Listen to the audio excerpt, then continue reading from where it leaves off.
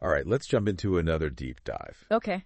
And today, we're going to be looking at Leviticus 19. Right. Which is basically an ancient rule book for holy living for the Israelites. Yes. And we're not just talking about temple rituals here. Yeah, no. This is like everyday life. Yeah. How to treat your family, how to treat your neighbor, even how to run your business. Yeah. So it really gets into the nitty-gritty. Exactly. Of what it meant to live a holy life. Right. Back then. Yeah. And maybe we can learn something for today as well. For sure, for sure. I think it's a fascinating chapter because it blends a lot of things. Okay. It blends moral instructions, social laws, and ritual practices. It gives us this really interesting window into their values and beliefs. Yeah, before we get into specifics, though. Yeah. Can you just give us a little context? Yeah. Like, Leviticus is part of the Torah. Exactly. Right. It's the third book. Okay. And it really lays out the blueprint for the Israelites' relationship with God. What scholars call the covenant. Covenant. Okay, so it's this binding agreement. Right. God promises to protect and bless the Israelites. Yeah. They, in turn, promise to follow his laws. So Leviticus is like the terms and conditions. Kind of, yeah, in a way. Yeah. It outlines those do's and don'ts. Right. The rituals and the practices that define their relationship with God and with each other. And chapter 19 zooms in on holiness. Yes. It starts with a pretty bold statement. Right. You shall be holy, for I, the Lord your God, am holy. It's front and center. Yeah. Right at the beginning of the chapter. So what exactly did holiness mean to them? Was it just about following the rules? Well, it's definitely about observing those laws. Okay. But it goes a bit deeper than that. Okay. Holiness in this context, I think, is about reflecting the divine nature of God. Okay. In your actions and your character. Okay. So think of it as like striving for ethical and moral purity. Right. Both inwardly and outwardly. So it's not just avoiding certain actions. It's about like cultivating a certain way of being. Exactly. Yeah, and this chapter gets into the nitty-gritty of what that looks like in everyday life. All right, let's dive into some of those specifics. Let's do it. Right off the bat. Yeah. We get instructions about respecting parents and observing the Sabbath. Yeah. What's the significance of those two commandments being placed right after that call to holiness? Well, both of these actually relate back to the 10 Commandments. Okay. Which form the foundation of that covenant we were just talking about. So honoring parents establishes like a social order within families. It ensures respect for authority and a smooth transition of wisdom and responsibility across generations. And the Sabbath. So setting aside the Sabbath as a day of rest and worship establishes a rhythm to life. It's a time to disconnect from those worldly concerns and reconnect with the divine. It's a recognition that even in a society focused on work and productivity, there needs to be space for that spiritual reflection and rejuvenation. That's interesting how these seemingly simple commands actually touch on some pretty deep ideas. Totally. About social order and family dynamics and even work-life balance. Yeah. Which are things we still grapple with today. Absolutely. And that's what makes exploring these ancient texts so fascinating. They offer insights into human nature and societal challenges that are surprisingly relevant to our lives, even thousands of years later. Okay, so we've got respect for family, time for God. What else does this blueprint for holiness include? Well, this is where it gets really interesting. Leviticus 19 goes on to address social justice. Specifically the treatment of the poor and marginalized. I'm thinking of verses 9 and 10. Where farmers are instructed to leave portions of their harvest for the poor and foreigners to glean. Exactly. It's like a built-in system of social welfare. Exactly. It's not charity. It's a right. The land, while owned, is understood to have a responsibility to provide for all members of the community. So it's not just about personal piety. It's about creating a safety net for the most vulnerable. Right. It's about communal responsibility.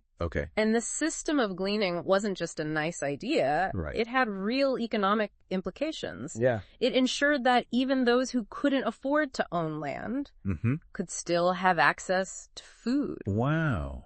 That's a completely different way of looking at land ownership. Totally. Than we're used to. Yeah. It makes you wonder if there are lessons here for modern discussions around wealth inequality for sure and food security. I think there's definitely food for thought there. Yeah. It challenges us to think about our own relationship Right. with resources and how we can create systems that ensure everyone has access to those basic necessities. Okay, so holiness involves respecting family. Yes. Honoring the Sabbath, caring for the poor. Anything else? Well, Leviticus 19 doesn't stop there. Oh, no. It goes on to tackle some really fundamental ethical principles. Okay. Honesty, fairness, and the protection of the vulnerable. I see that in verses 11 through 14. Yeah. Where we get like a list of prohibitions against stealing, lying, withholding wages, mistreating the deaf and the blind. It's like a mini code of conduct. Right. For building a just society. These aren't just abstract rules. No. They have real-world consequences for how people interact. Right, yeah. Especially in matters of like business and commerce. Exactly. Imagine being a day laborer back then and not being paid. Right. Your hard work. Yeah. It would be devastating. Devastating. So these laws seem to recognize that power imbalances exist. Yes. And they're aiming to level the playing field and ensure basic fairness and protection. Absolutely. For those who might be exploited. You've hit the nail on the head. Yeah. And it's not hard to see the connections to our modern concerns. Right. With ethical business practices, fair labor laws, and ensuring accessibility for people with disabilities. Almost like we're having the same conversation. I know, right? Just thousands of years apart. Exactly. It's incredible how these ancient laws can still resonate. It's amazing. With contemporary issues. It speaks to that enduring power of these ethical principles. Wow. They address fundamental human needs and aspirations that transcend time and culture. Yeah. And we're just getting started. Oh. Leviticus 19 has a lot more to say about what a holy life looks like. Right. And I think you'll find it even more fascinating as we go deeper. Let's keep going. Yeah. So it's amazing how Leviticus 19 connects like personal ethics to this broader idea of social justice. Yeah. Like it's not enough to just be honest. Exactly. In your own dealings, you have to advocate for fairness and protect those who are vulnerable. Yeah. And that leads us to another crucial aspect of holiness. Okay. As outlined in Leviticus 19, the pursuit of justice. Okay. Within the legal system. Right. Like verses 15 and 16. Yeah. Really get into like the nitty-gritty. Yeah, the nitty-gritty of ensuring a fair trial. Yeah. And it's not just about, like, avoiding slander or gossip. No. It's about actively intervening. Yeah. If you see someone being, like, wrongly accused or put in danger. These verses really highlight the responsibility of each individual to be a champion for justice. Okay. Not just a passive observer. Yeah. It's about having that courage to speak truth to power.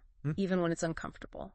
You know, it's easy to read those verses and just be like, oh, those are just ancient legal guidelines. Right. But they really do point to this deeper principle. I think so. That we all have this moral obligation to stand up for what's right, to protect the innocent, to ensure fairness for all. It's a powerful call to action that resonates really strongly with modern social justice movements. Okay. Think about, like, whistleblowers who expose corruption. Right. Activists who are fighting for equal rights. Or even just everyday people who speak out against injustice in their communities. Yeah. It's all part of that same spirit of pursuing justice that we see in Leviticus 19.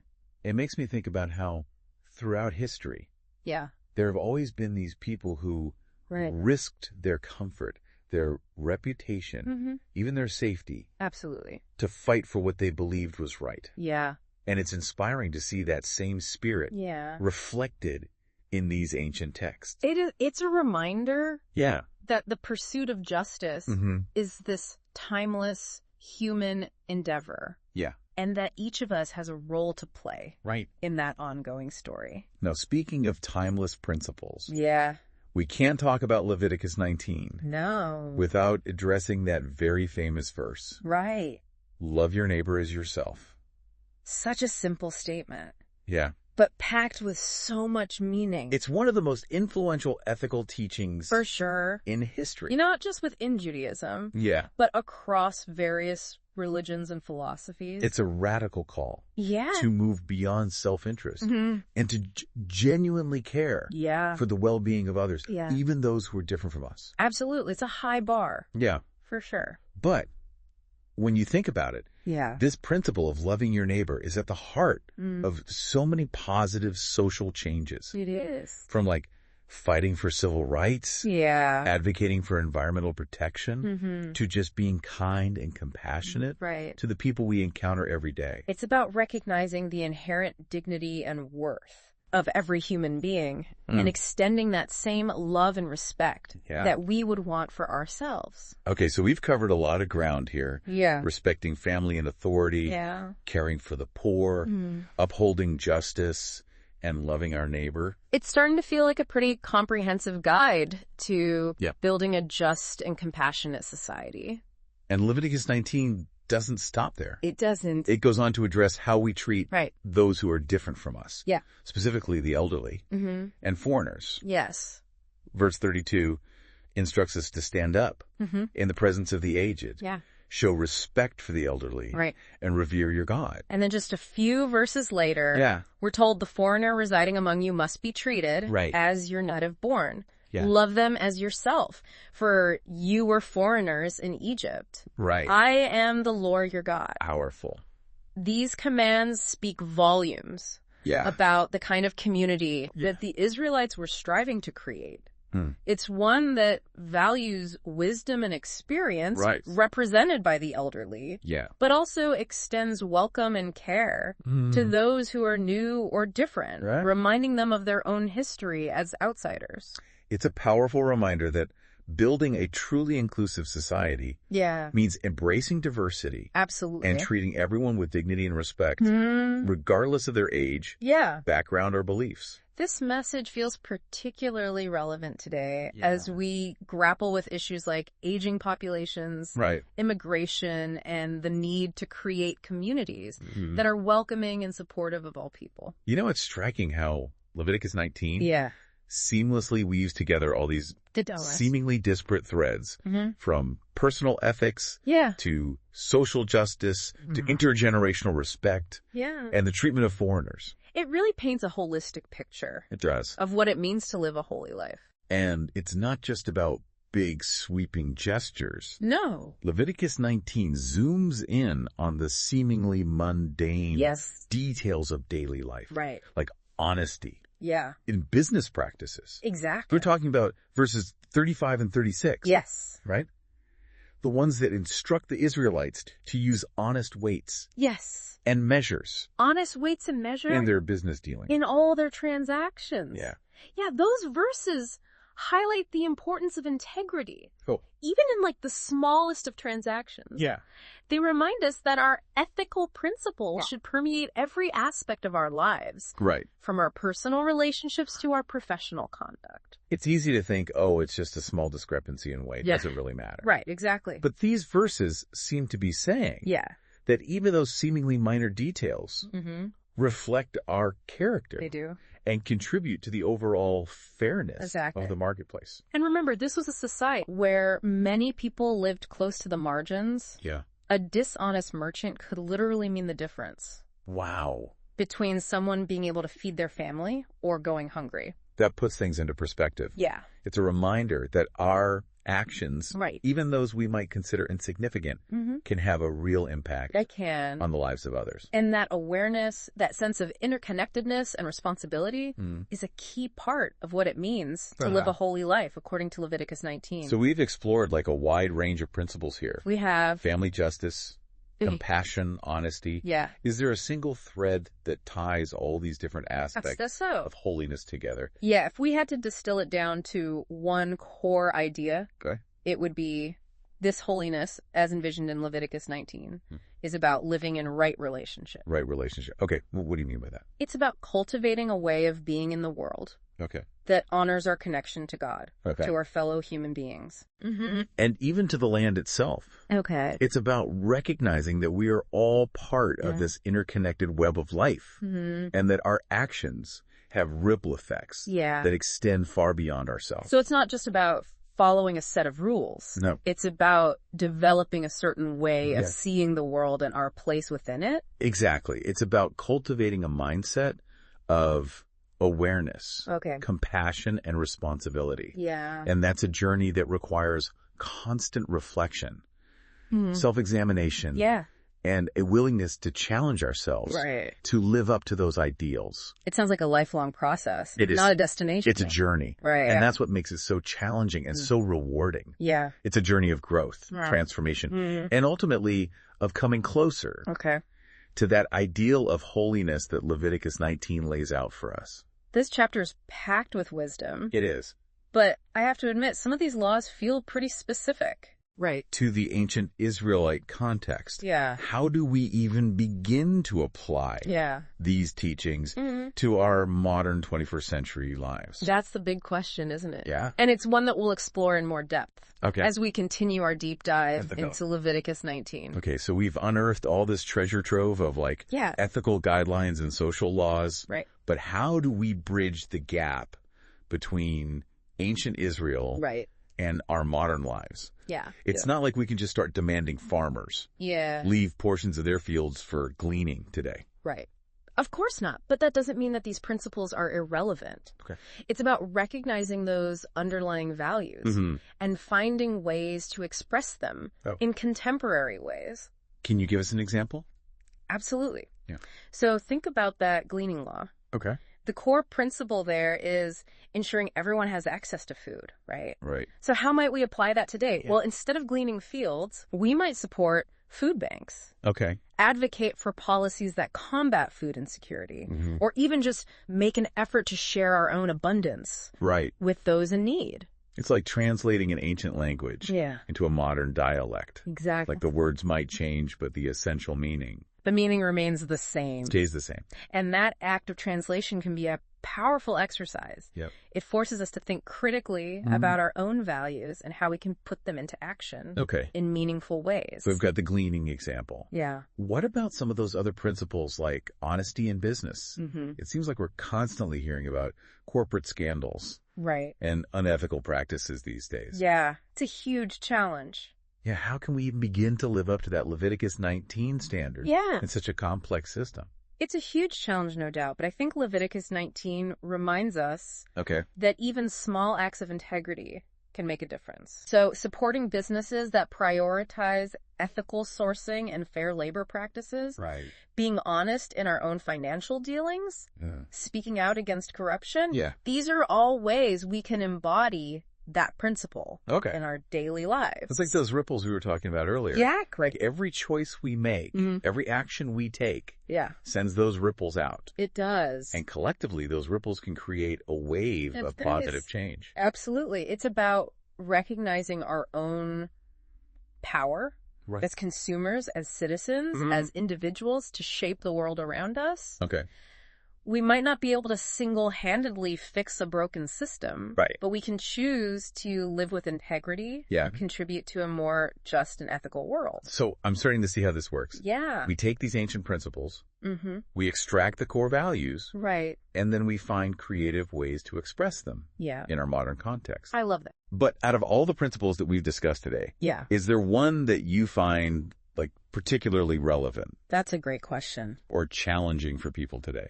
Honestly, they're all challenging in their own way, but if I had to pick one, it would be that command to love your neighbor as yourself. Yeah, I agree. It's easy to say. It is. But much harder to put into practice. So much harder. Especially in a world that often feels so divided and polarized. What makes that command so challenging for us today? Yeah, what makes it so challenging? I think part of the challenge lies in defining who our neighbor is. Okay. In the ancient world, it likely referred to those within your immediate community. Right. But in our globalized, interconnected world, our neighbors are everywhere. Yeah. They're the people we encounter in our daily lives. Right. The people we connect with online. Yeah. Even those living in distant countries facing challenges we may never fully understand. So that expands the scope of responsibility quite a bit. It does. It's not just about being nice to the people we like or agree with. Right. It's about extending compassion and respect. Yeah. To everyone, even those who are different from us, even those we might consider our enemies. It's about recognizing our shared humanity. Yeah. And acknowledging that inherent worth. Right. Of every individual, regardless of their beliefs, background, or life circumstances. That's a tall order. It is. But it's also incredibly inspiring. It suggests that living a holy life isn't about withdrawing from the world. No. Or clinging to rigid rules. but about actively engaging with the messiness of human experience and striving to create a more just and compassionate world. I couldn't have said it better myself. Yeah. And ultimately, that's what makes exploring these ancient texts so rewarding. Right. They challenge us. They inspire us. Yeah. And they provide us with this framework for thinking about those big questions of life. Right, like the questions of meaning and purpose. Exactly. How can we live in a way that makes a positive difference? Mm-hmm. This has been an incredible journey. It has. Through Leviticus 19. Yeah. We've covered everything from gleaning laws to ethical business practices to that profound call to love our neighbor. Yeah. But I think the real work begins now. It does. As we take these insights and try to apply them. I completely agree. To our own lives. And that's the beauty of this process. It's an ongoing exploration, a lifelong journey of learning, growth, and striving to live up to those highest ideals of holiness, justice, and compassion. So for our listeners out there, as you go about your day, as you interact with the people around you, as you make choices about how you live and work and engage with the world, ask yourself, what would it look like to embody these ancient principles in my own unique way? What kind of ripples do you want to send out into the world? Those are powerful questions to ponder. Yeah. And who knows? Who knows? The answers you find might just surprise you. They might. That's a perfect note to end on. It is. Thank you for joining us on this deep dive. Thank you. Into Leviticus 19. It's been a pleasure. Until next time, keep seeking. Keep seeking. Keep questioning. Keep questioning. And keep diving deep. And keep diving deep.